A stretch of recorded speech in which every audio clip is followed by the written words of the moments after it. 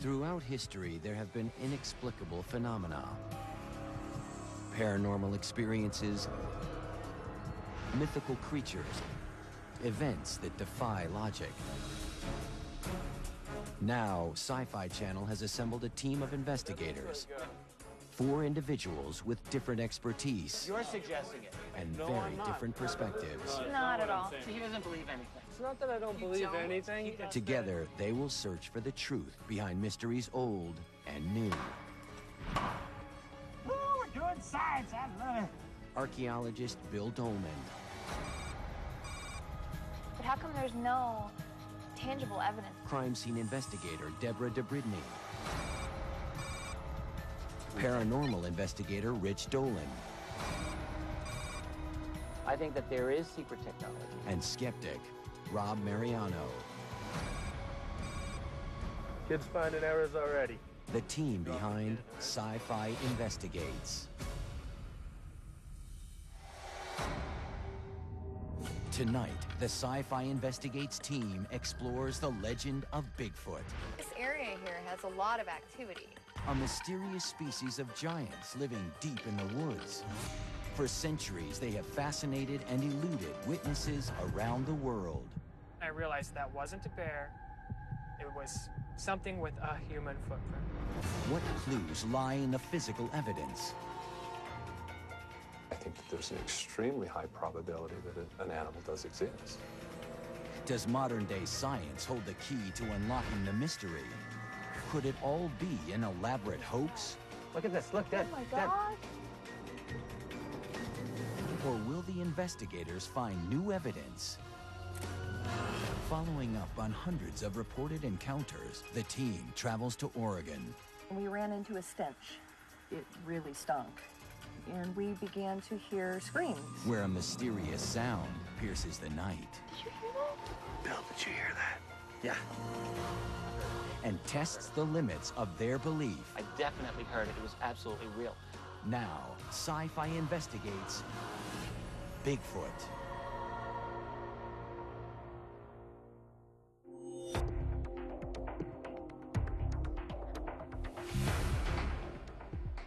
So we're over here in Oregon, and we're looking for Bigfoot, a.k.a. Sasquatch, and guess who the team leader is? That's right, yours truly. All right. Hit them up and move them out.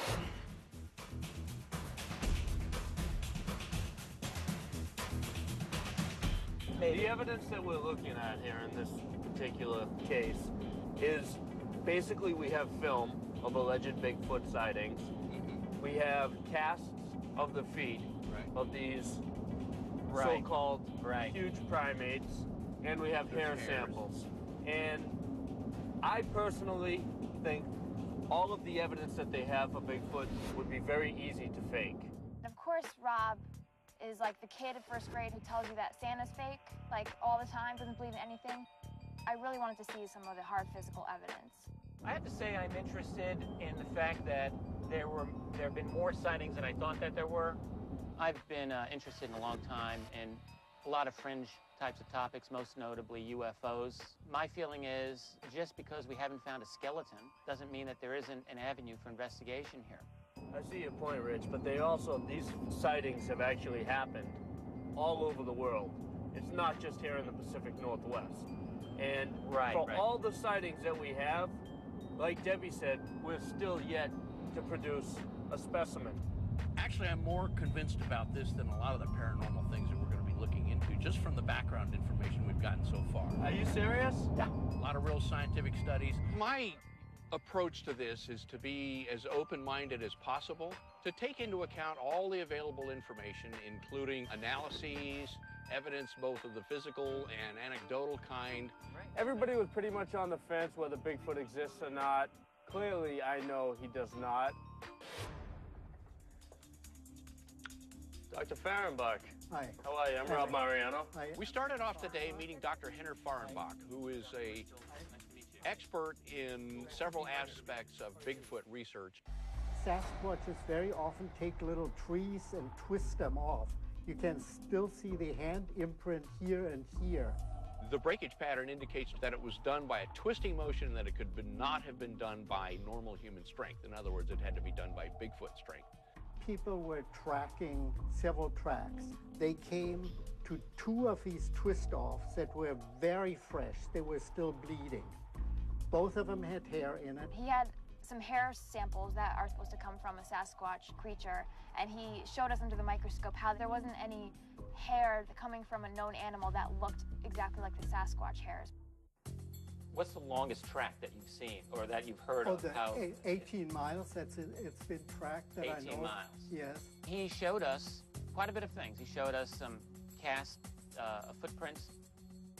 Let's start small. This is a baby Bigfoot. Oh, come on. Now I've heard it all. A baby Bigfoot? Well, That's right. If they live, they gotta have babies. What do you think? What do you expect them?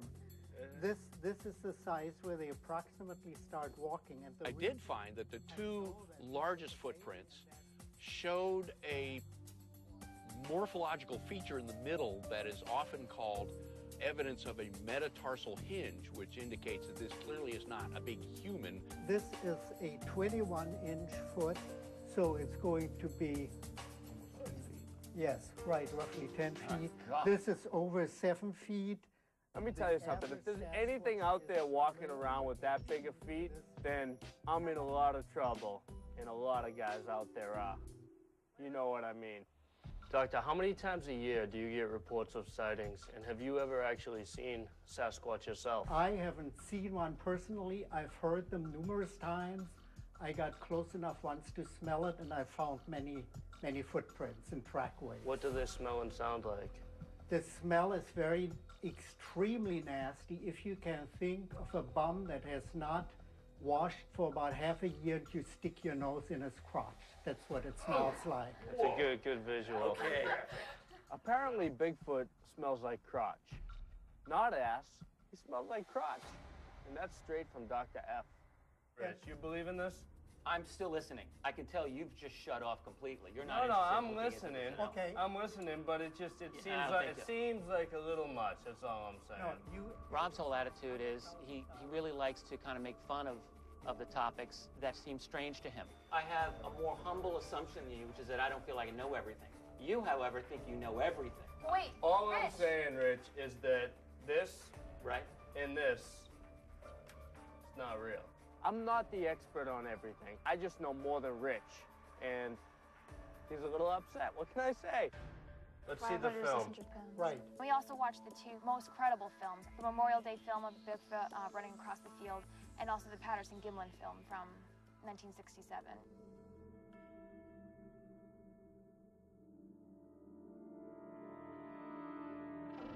It disappeared in the forest there, and they did actually follow the footprints in the forest and found that somewhere up in the forest it had stopped and sat down and watched them look at the footprints. Are there any other films, or is this the only one? Well, there's this Memorial Day footage. Well, let's see it. He was right behind that small pine tree, right? Look. That's here. You don't see him right there? I'm freaked. And the kid almost on cue. I'm freaked. Just watch the video. Come on. Just making observations, Rich. I'm taking it all in. Take it into yourself. So I got this idea in my head that if I get a suit and do it up really good and with a little bit of help, I think I can make a better film.